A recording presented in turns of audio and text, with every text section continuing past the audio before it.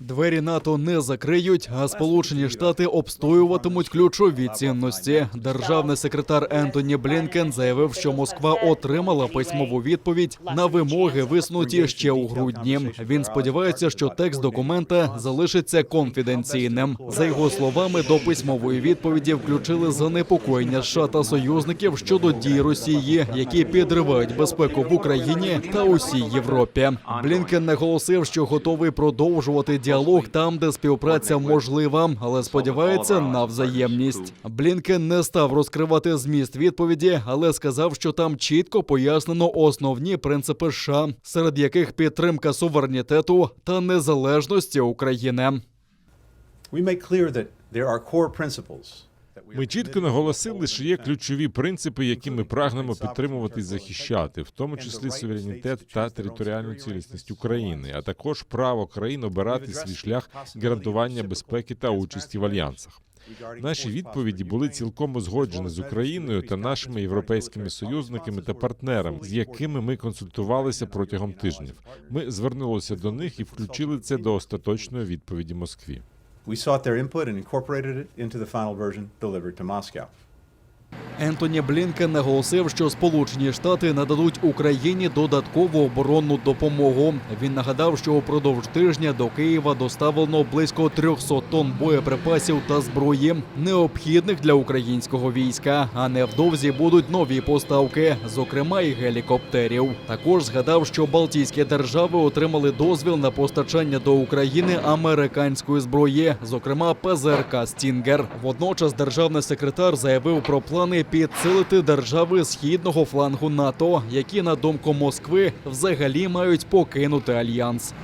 Additionally, the Secretary of Defense announced on Monday Міністр оборони оголосив, що 8,5 тисяч військових США, які зараз дислокуються в Європі та Сполучених Штатах, були переведені в підвищену готовність до розгортання, щоб гарантувати, що ми зможемо швидко підтримати сили реагування НАТО, якщо це активує Північно-Атлантична Рада, щоб посилити східний фланг союзників. Інші союзники по НАТО також оголосили про кроки, які вони готові вжити, і ми очікуємо більшого найближчими днями. Ми зробили цей крок з розсудливості. Ми сподіваємося, що ці сили не потрібно буде задіювати, але якщо так, ми будемо готові.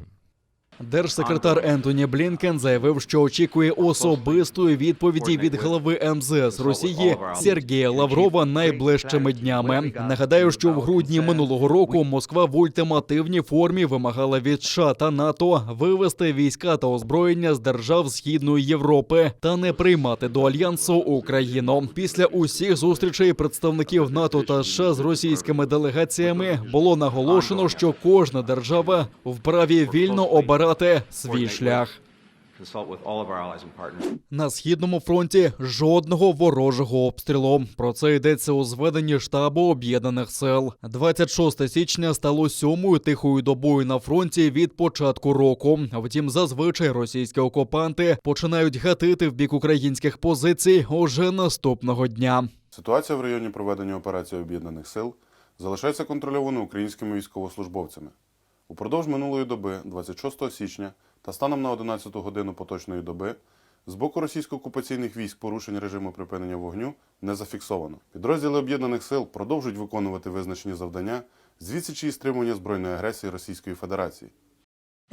Скучив за родиною та розчарувався в окупантах. Контррозвідники СБУ спільно з військовими затримали на лінії фронту бойовика з лав російських окупантів. При собі в нього був розібраний автомат Калашнікова. Він самовільно залишив позиції свого підрозділу та тікав з окупованої території через постійні цькування та знущання російських командирів. Встановлено, що затриманий є жителем Донеччини, який приєднався до окупантів 3 роки тому. Там його призначили розвідником одного з угрупувань, причетного до обстрілів позицій українського війська. Йому повідомлено про підозру в участі в терористичних організаціях та посяганні на територіальну цілісність України. Співробітникам СБУ затриманий зізнався, що хотів повернутись на вільну територію України, де мешкає його мати та сестри, з якими той не бачився з 2014 року. Наразі колишній бойовик під вартою. Потому что Россия вторглась и захватила большую часть Донецкой и Луганской областей. Вернулся я решил, потому что я не мог больше терпеть постоянное издевательство командования старших офицеров, в том числе и со стороны кураторов Российской Федерации на оккупированных территориях. Товарищи, не терпите издевательства. Если ваши руки чисты не в крови, вы возвращайтесь домой, на Украину. Ребята, воспользуйтесь программой «Вас ждут дома». Домовилися зустрітися у Берліні. Саме так завершилася зустріч радників у нормандському форматі у Парижі. Радники обговорили дотримання режиму припинення вогню на Донбасі, ухваленого у липні 2020 року. Сторони домовились, що потрібно стежити за дотриманням режиму тиші, зокрема через механізм ОБСЄ. Проведення саміту лідерів держав-учасників нормандського формату не порушували через розбіжності у позиціях сторін. Радник президента Росії Дмитрій Козак наполягав, що Україна має вести прямий діалог з російськими посіпаками на Донбасі. Однак українська сторона відмовилась навіть розглядати це питання. Погодились домовлятися далі на наступній зустрічі за 2 тижні. Керівник Офісу президента України Андрій Єрмак заявив, що зустріч у нормандському форматі стала кроком уперед до деескалації ситуації довкола українського кордону. Ми очікуємо щодо деескалації не тільки відносно окупованих територій, а взагалі деескалації навколо українських кордонів. Я сподіваюся, що сьогодні навіть такий крок, як підтримання режиму припинення вогню, це маленький, але крок вперед.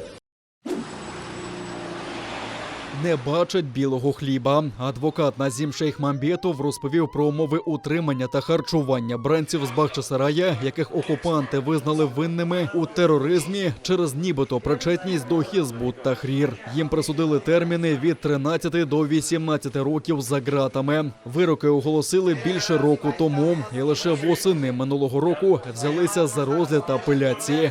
Весь цей час їх утримують в СІЗО російського Новочеркаська. За словами бранців, там сиплеться зі стін, у камерах вогко і холодно, а у відповідь на скарги чують лише погрози силовиків. Серьезные проблемы банально с хлебом. То, что мы каждый день можем себе позволить, не обращаем даже на это внимания. Но вот наши соотечественники банально не могут добиться получения белого хлеба. А серый хлеб, который им выдают, он просто приходит сырой, который нельзя есть и который никто даже своим домашним животным никогда не даст. Но вот дают в 21 веке в Новочеркасске, в СИЗО дают такой хлеб крымским татарам, к сожалению. Также проблемы касаются оказания медицинской помощи. Это отдельная тема, о ней можно много говорить. Это все можно свести к одному, что права наших доверителей не соблюдаются ни в какой мере абсолютно. 10-рублевими монетами сплатили штрафи, призначені за зустріч адвоката з ізолятора. Дружин політв'язнів Фатімі Яннікову та Наїля Ібрагімову окупаційним судом було визнано винними нібито за порушення громадського порядку. Їм присудили виплатити по 10 тисяч рублів штрафу. 24 листопада минулого року вони разом із десятками інших кримських татар із кульками та квітами прийшли до будівлі ізолятора тимчасового тримання у Сімферополі зустріти адвоката Едема Сімідляєва, якого окупанти за надуманими звинуваченнями кинули за ґрати на 12 діб. Народна підтримка окупантам не сподобалася. За кілька хвилин до виходу адвоката з ізолятора усіх присутніх затримали озброєні силовики та відвезли до райвідділків окупаційної поліції, де на усіх було складено адміністративні протоколи. Серед затриманих було багато жінок і навіть неповнолітніх. Усього 31 людина. За версією окупантів, присутні біля ізолятора перекрили рух пішоходам і цим порушили громадський порядок. Я сегодня оплатила штраф в размере 10 тысяч благодаря средствам из крымского марафона. Вот такой вот народной инициативой, которая разделила с нами наши проблемы, нашу боль и вот такое вот финансовое бремя. Безусловно, мы с этим решением не согласны, и мы будем и дальше отстаивать это решение в Европейском суде по правам человека. В все эти вынесенные вердикты, ну, они незаконны, и я расцениваю их как давление на меня, на мою семью, в частности, на наших мужей, которые находятся в российских тюрьмах, и на весь крымско-татарский народ. Димаат всегда находится рядом с нами. И благодаря крымскому марафону, где кажется, да, что такая мелочь, это 10 рублей собирает народ, но на самом деле я вижу в этом единство целого народа. Благодаря даже вот такой мелочи каждый, да, проявляет свою солидарность и такими своими действиями и поступками показывает, что они неравнодушны к нашим проблемам и вообще к проблемам всего народа. Прокуратура Криму скерувала до суду обвинувачення щодо окупаційного прокурора, який причетний до переслідування Володимира Балуха. За інформацією джерел у прокуратурі Автономії, йдеться про Дмитра Шмільова, якого підозрюють у державній зраді. У 2014 році він зрадив присязі та перейшов до окупаційної прокуратури Роздольненського району Криму. За версією слідства, він причетний до переслідування українського активіста та колишнього політв'язня Володимира Балуха. Покарання за дії окупаційного прокурора передбачає до 15 років за ґратами. Розуміючи незаконність кримінального переслідування українського активіста та подальшого його засудження за нібито приниження окупаційного правоохоронця під час проведення незаконного обшуку, прокурор вимагав зміни покарання активісту з 320 годин обов'язкових робіт на більш суворе. Таким чином, своїми діями та рішеннями обвинувачений сприяв встановленню та зміцненню окупаційних органів прокуратури на півострові, а також надавав допомогу представникам іноземної держави в проведенні підривної діяльності проти України.